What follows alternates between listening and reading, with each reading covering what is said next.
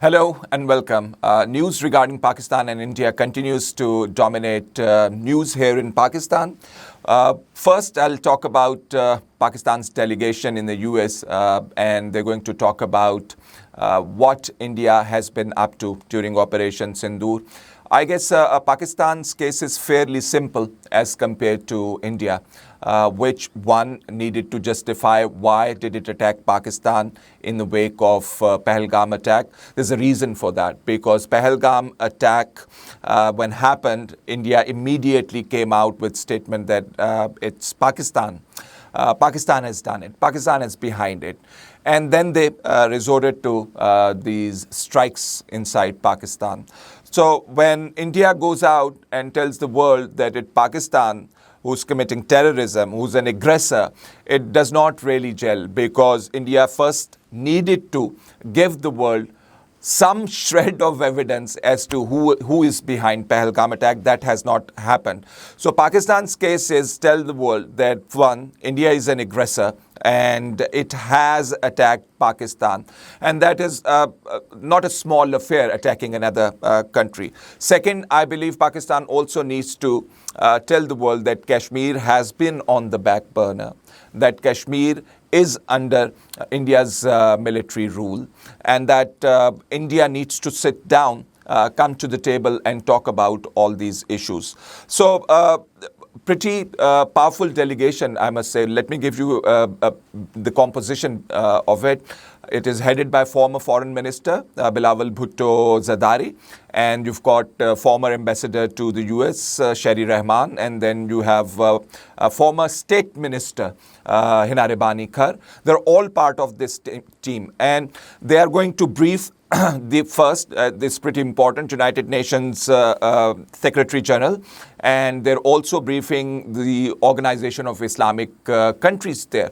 And Organization of Islamic Countries brief, I guess, is pretty important, because we know earlier that OIC had supported Pakistan's stance when it comes to Pakistan and India conflict.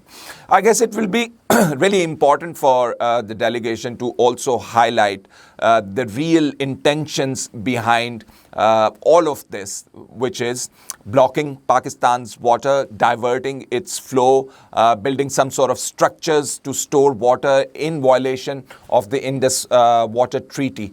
So I believe this delegation will go a long way in, one, countering Indian propaganda, and second, telling the world that it is now a high time that Kashmir is resolved. That's the diplomatic front. Let me now talk about what Pakistan and India's top generals are saying about Operation Sindoor and what needs to be done. So the Chairman, Joint Chiefs of Staff Committee, General Sahir, Shamshad Mirza, has stated during an interview at the prestigious International Institute of Strategic Studies that there is a lack of conflict management mechanism, and he's also stating why there is a lack of it, and it is primarily because of India's attitude to steer clear of talking about Kashmir, to steer clear talking about all outstanding issues, including water. So Sahir Shamshad Mirza has proposed in a very eloquent speech, he stated there that we need to shift from this mechanism to conflict resolution management, conflict resolution mechanism, not manage conflict or crisis, but resolve the crisis or the issues that are outstanding between India and Pakistan. So when he's referring to these outstanding issues, Kashmir stands out, and he's also referring to Kashmir, and he's also saying that Kashmir is being kept under the rule of Indian military. 500,000 military men are deployed in Kashmir.